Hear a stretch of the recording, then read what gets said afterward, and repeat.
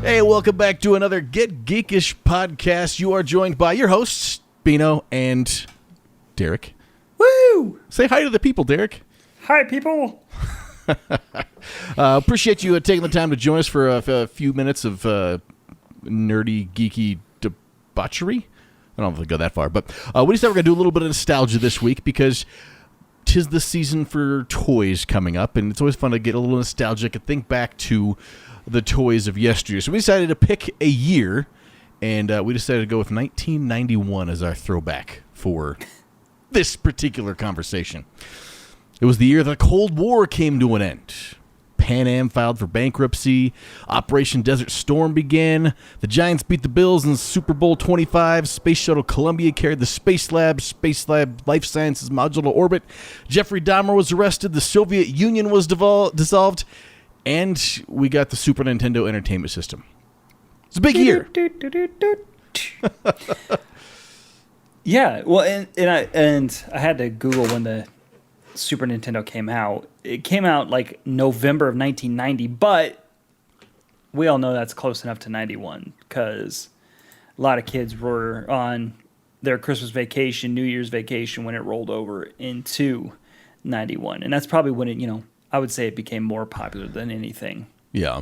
And in honesty, it makes my heart hurt a little bit to think back that 1991 was 30 years ago.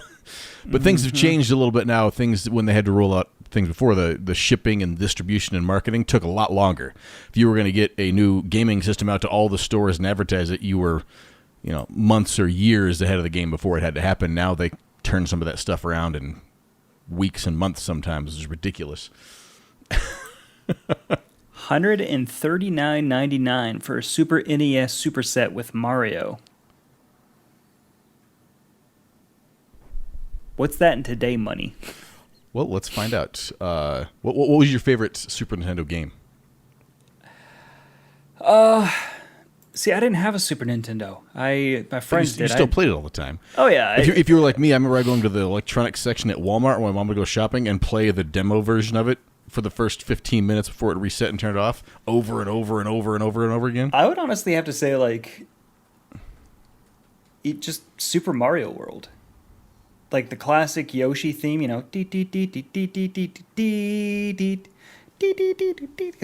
kind of just sticks with you, and that one's always had a place. And then I remember there was a Star Wars game on there that I used to play at my babysitter's house because she had a Super Nintendo. She was cool like that, and I played that one on there. And that game was hard as hell. There was a few more. It took things to the next level because the graphics were a step up, the sound was a step up, but the precision of gameplay was still lacking in a few spots. Yeah. So according to in 2013 dollars, it would have $100 would have been about $191. So I guess in today's dollars, that Super Nintendo would probably be about $250. You hear that, PlayStation? You hear that, Microsoft? Got to get a freaking second mortgage to get a new gaming system. I mean, there was a lot of good games, and the Super Nintendo did a lot of cool stuff, and also, Sega was right behind it with the Sega Genesis in kind of creating and starting the console wars in the 90s. So that was always fun. It was. They had a bunch of good games, and they didn't. There was still the crossover because the Super Nintendo came out, but the original Nintendo was still going strong at that point too. In 91, they had things. What games came out? I had a list here. Battletoads, Skate or Die, Smash TV, Tecmo Super Bowl. Those all came out in 91. And on the big Christmas list this year, because I found an old JCPenney catalog from 91, Mario 2, Castlevania 3, Dracula's Curse, and Star Tropics were some of the big headlined advertised games for sale at Christmas in 91. Dude, Battletoads was such a hard game. I think that's one game that I've never beaten. Like they did a kind of reboot of it without a Game Genie. I never used one. I wasn't hip enough to have a Game Genie. Like they redid Battletoads, kind of. They rebooted it a little bit for this gen, and I played through it, and it's still difficult in times, but it's the humor's still there and it's over the top and fun, and they kind of make fun of themselves for that old game. But I remember just playing the Battletoads game on my Game Gear, and I was just like, so frustrated. Especially the Game Gear on that tiny, tiny little screen. Dude, when you're a kid, that's not a tiny screen. That is true. But I think back when I was playing my Nintendo and first Super Nintendo days, I was excited to be playing on like a 19-inch big screen TV. Like, you hear that, kids? You got cell phones bigger than a living room TV used to be. With better resolution. How many pixels do you even need? All right. So you said you have the JCPenney catalog? Well, I have a couple pages from it on there. God, you gotta love that. Yeah, I feel like kids they miss that because they see toys everywhere. But those catalogs, JCPenney had one, Sears had pretty much the same catalog, and they were like phone books. That's not even what's an analogy. It's like a novel. I mean, you're talking 600 to 900 pages of everything these stores have to offer. So you always find the toys section, and there'd be 10 or 20 pages of nothing but toys, and you just circle them on there and give the list to your parents and hope that they'd listen to you and get any of them, and you never really got many of them. But it was always fun every year. I don't know how many times just circle the things in the catalog. What do you get in from his list? Psh, none of that stuff. I think that's what those catalogs, the JCPenney catalog, the Toys R Us catalog, those helped us with disappointment as adults. Because it was always one of those ones, you get your anticipation up. You're like, oh my gosh, they're giving me this catalog. I have this wish book here. I get to circle what I want. And you went crazy, right? Mm-hmm. If you got even one of those, you were doing all right. But the chance that you would even get one thing that you circled was slim to none. Yeah, but I'm sure you probably had the same thing too. There was at least one kid you knew that got all kinds of stuff off your list that didn't care about it at all. Like, oh yeah, my mom got me some stupid G.I. Joe aircraft carrier. I threw it out back and lit it on fire. Like, yeah, and I knew some of those. And I'm looking at, like, it's funny you say the G.I. Joe thing, because I'm looking at one of them, and one of them is the G.I. Joe vehicle tent, price $23.99. It's a tent shaped like the G.I. Joe themed vehicle. It's made of flame retardant vinyl over PVC tube construction. I remember one of my friends had one of those, and I think the 90s was really popular for those stupid, like, themed tent things. Yeah, I mean, they use the term tent loosely. It's some cheap PVC pipe in a square with a plastic vinyl covering that was probably strong enough to make you pass out from the plastics they used in it, that had a G.I. Joe logo and loosely resembled a van, but then there was that cool little inflatable turret gun on the front. It didn't shoot anything, it didn't make any noise, it didn't even point the right direction, but you got to think you were in an armored personnel carrier with a turret gun on top of it while you were sleeping. Right. Or how about when your parents or your grandparents come up to you and go, I know you wanted that Game Boy or that new Nintendo system, but here I'm giving you a Tiger Electronics handheld game. This one's Bart versus the Space Mutants. You seem to like The Simpsons. I had those things, and even having them, I hated them. They were so awful. There's not much you can do with them. There's like 3 buttons, but you didn't even do anything. It's just memorizing. It's basically a glorified Simon. You couldn't actually do any strategy. You just have to push up at the right time, down at the right time. Doesn't matter what's happening in the game. You just doot. Oh. And then the next level would speed up a little bit more. Then the next level would speed up a little bit more. And then you didn't usually make it too far, and then you had to restart. Ooh, this must be a boss. This stick figure has a hat. And that is right there retailed at $17.99.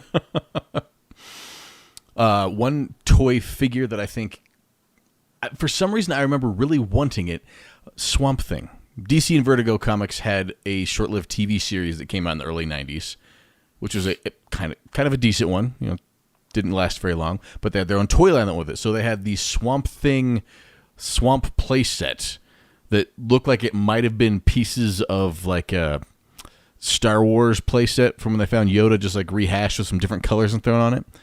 But the commercials made Swamp Thing so intense. Like, I never watched Swamp Thing, but I really wanted a Swamp Thing toy. We watched Swamp Thing, and I had his action figure, and that thing smelled so weird. But oh man, I forgot about that. Am I the only one that you mentioned the smells on there? But some of these toys had such specific odors. Like when you first cracked open a Ninja Turtle from its package, it had that super, super distinct vinyl plastic smell that no other toy had the exact smell of. It's true, and it's funny because you say that. I just got hit in the memory receptors again with something that I used to have. So, Robin Hood, Prince of Thieves, the Kevin Costner movie, came out in '91. I was obsessed with that movie, and I still really enjoy that movie. That's a good one. But I was obsessed with it, and they had their own toy line with that, right? I had the Will Scarlet, I had Robin Hood.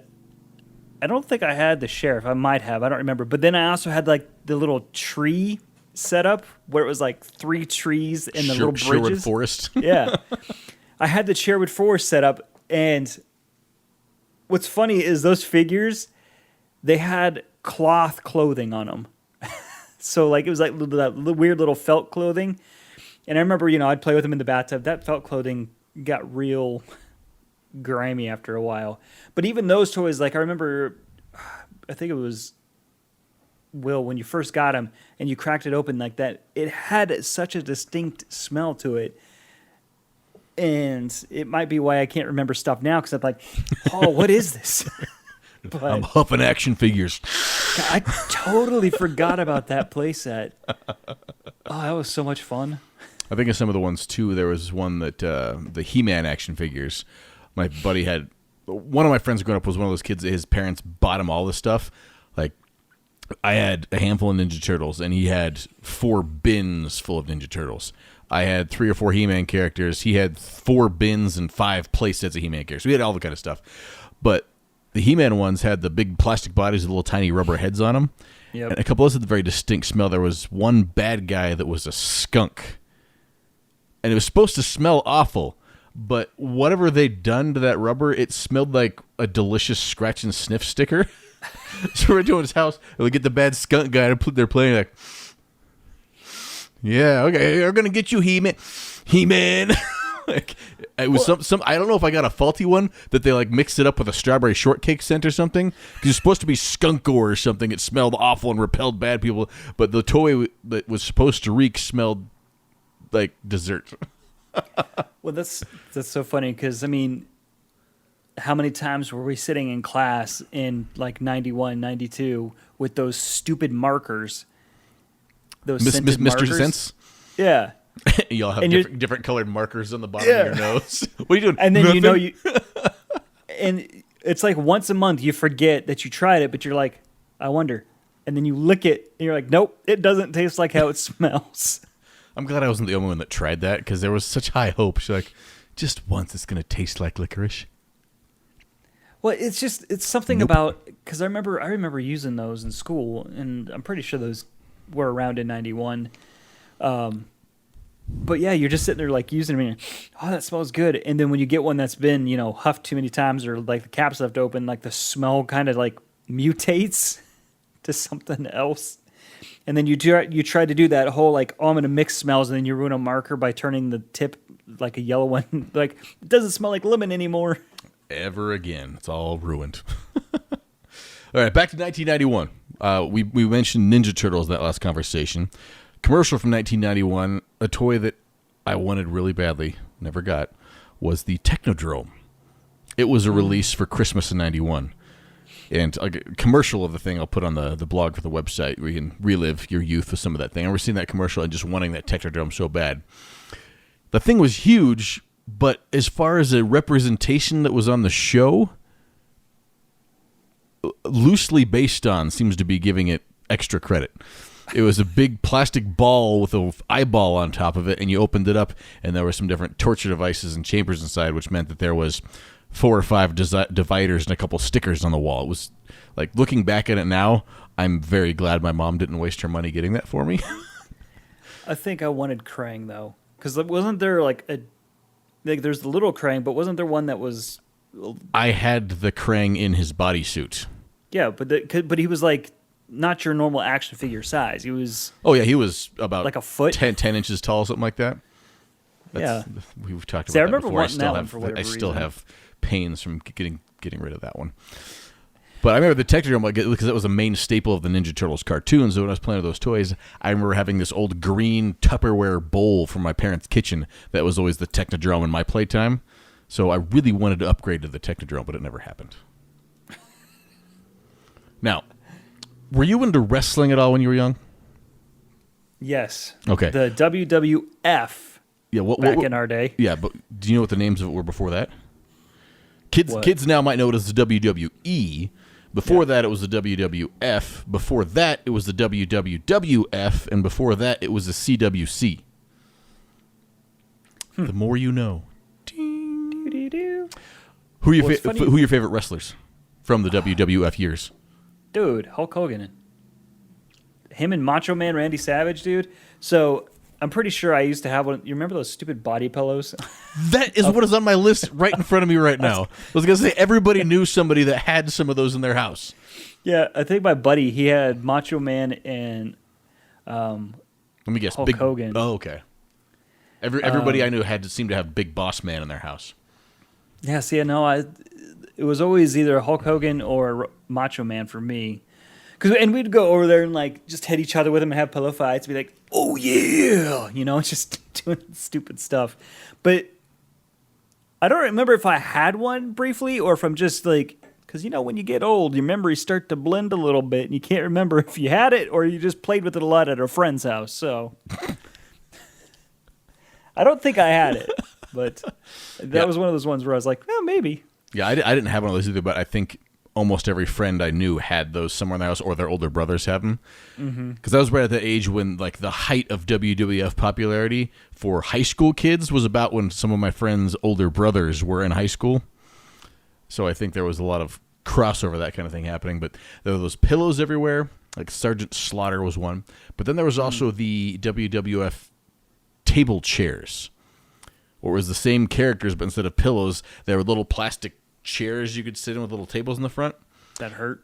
Yeah, they were plastic, they were comfortable, and who in their right mind wanted to sit in Hulk Hogan's lap? Like, who thought that was a good idea? Want to have some lunch? Come and sit on Macho Man's lap.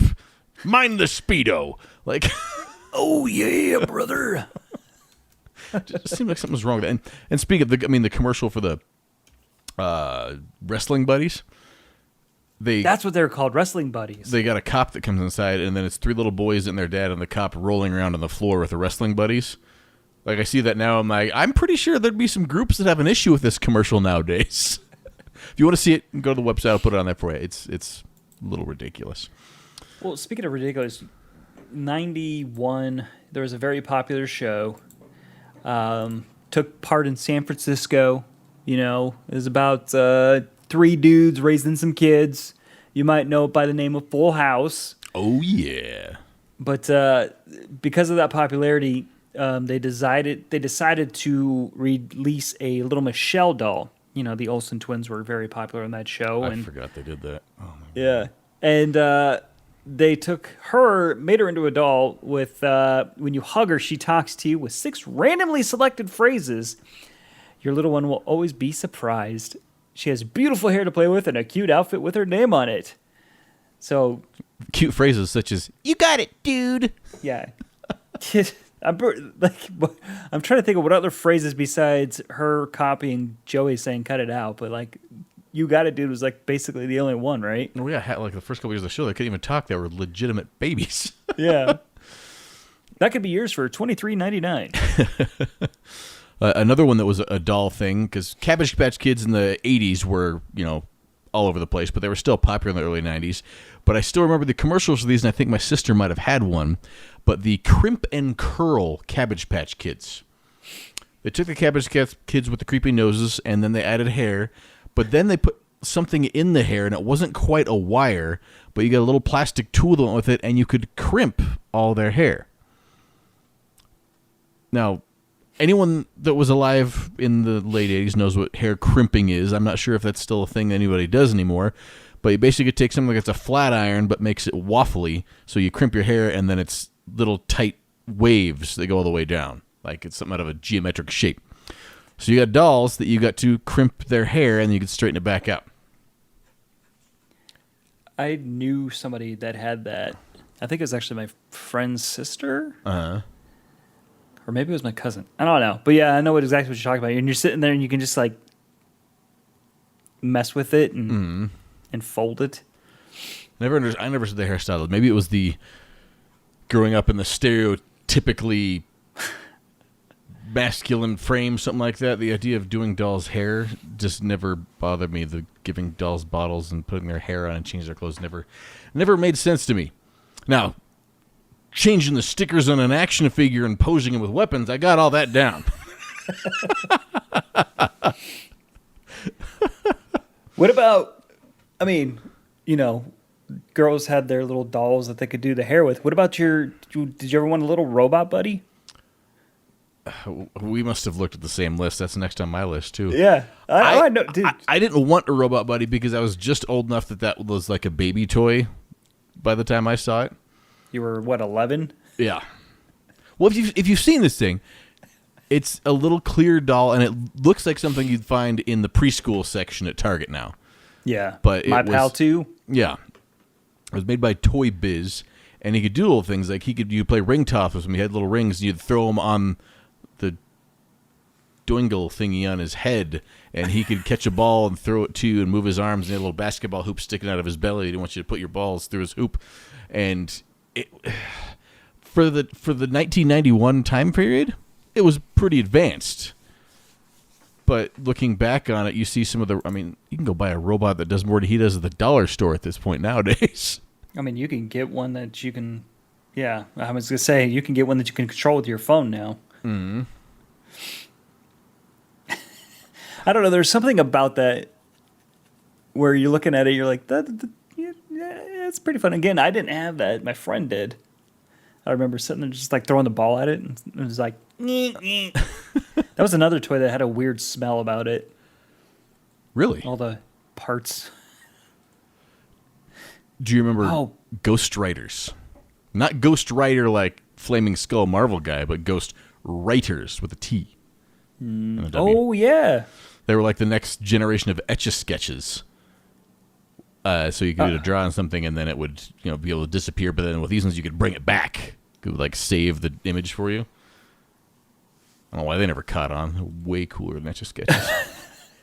Etch-a-Sketches, like, yeah. they always... Like, even the ones where you could like write with a pen and then wipe it made more sense to me than an Etch-a-Sketch. Etch-a-Sketch just seemed to give me anxiety. I know when you see somebody who created a masterpiece on it, you're like, oh, man, if somebody sneezes while they're holding that, it's gone. You're just holding a magnet over it. You're like,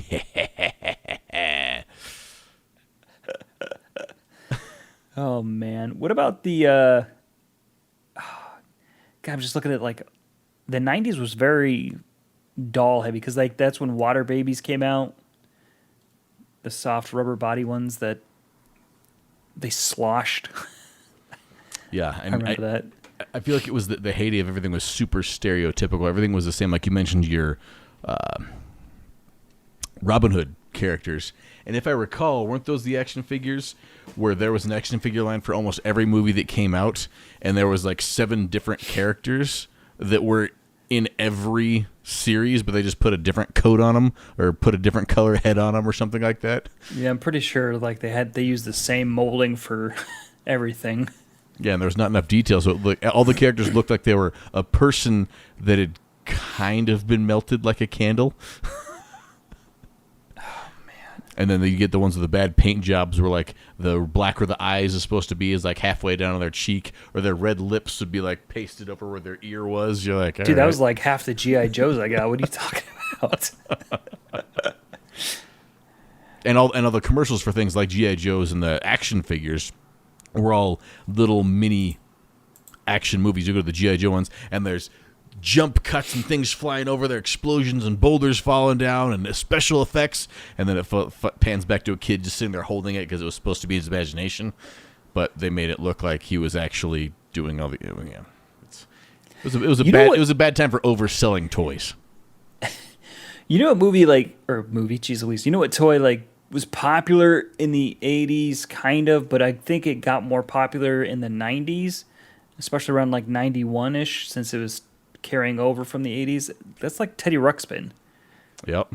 Remember that creepy bear? Yeah, Teddy Ruxpin was an odd thing.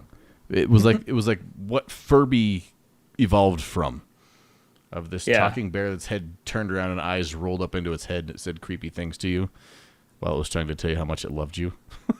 Had a very mechanical sound to it whenever it talked. Ugh. Would you like to read a story with me? You think there's any more working? There's got to be some working ones out there, right? No. Don't you dare. Don't you dare. Come on. A Vanilla Ice electronic rap game? I remember that being marketed. Really? Yeah, yep. It didn't help that here's my thinking of Vanilla Ice. Like, before he came into Ninja Turtles, he had his hit song, and I was in wrestling at that time, and I went to wrestling practice with a kid that lived close by a neighborhood that's a year younger than me, and his mom was our PE teacher at my elementary school. And his mom, short, super bleach blonde, spiky haired, something or other, she had an IROC Camaro, and we'd carpool to wrestling. So some days I'd be in the back seat of my gym teacher's IROC Camaro going down Highway 66 in Longmont to Lyons to wrestling, with her having Vanilla Ice on repeat as loud as that thing would go for 45 minutes. The single or like the actual tape? Well, it was the actual tape, but we rewound it a lot. Ugh. So I had fond memories, but they also became not so fond memories too. Like, this something messes with your psyche when you're listening to Vanilla Ice in a singlet. Right? This board game is create new raps by playing rhyming cards to fill in the blanks on the game board. Then rap them out to the rhythm of the electronic beatbox mic. I feel like we should find a copy of this game and make it happen. I feel like creating new raps by playing rhyming cards together to fill in the blanks is like Cards Against Humanity, but with Vanilla Ice. And then you have a weird electronic microphone that's going to do a beatbox for you that you have to rap to. Maybe that's the next iteration, Cards Against Humanity with a backbeat, and you got to keep it in time. This game retailed for $14.99. Could have been yours. And he wasn't the only musician to have his own toy. MC Hammer had his own doll/action figure. God, MC Hammer. With his shiny, glittery silver two-piece suit and his big, thick-rimmed glasses. And his shoes. Yeah. That's one thing. I know that the MC Hammer cartoon didn't come out in the 91, but that's one thing that never made sense about that cartoon was why his shoes were all of a sudden magic. But Plot hole. Right, and they could talk. Well, we should probably let people get back to their lives here, because I think we've hit most of the big guns from 1991. We'll have to do another year sometime. But, if you're still listening, hopefully you enjoy this little trip down memory lane. Maybe it brought back some memories. You can go to the website at getgeekish.com. I'm going to put together a blog that has some of the toy commercials for some of these things we're talking about together on it, so you can relive some of those as well. And, of course, chime in with what you remember from 1991. What toy were you playing with when you were sitting home alone and looking for something to do, or what was on your Christmas list? All the way back 30 years ago, I want to know what toys you were looking forward to. We might have a hard time finding the Vanilla Ice game because that's not on eBay. And if you have the Vanilla Ice talking rap game, DMS, we need to talk. They do have the Urkel board game where you can do the Urkel or Tornado Rex, which is a game I used to have, but now it's going for $267, so damn it. Did I do that? Oh my gosh. Anyway, yes. Yeah, let us know at Get Geekish. Hooray for 1991. And, there's all those geopolitical things that happened, but what were we doing? We were sitting around playing with toys. Not much has changed, has it? No, it hasn't.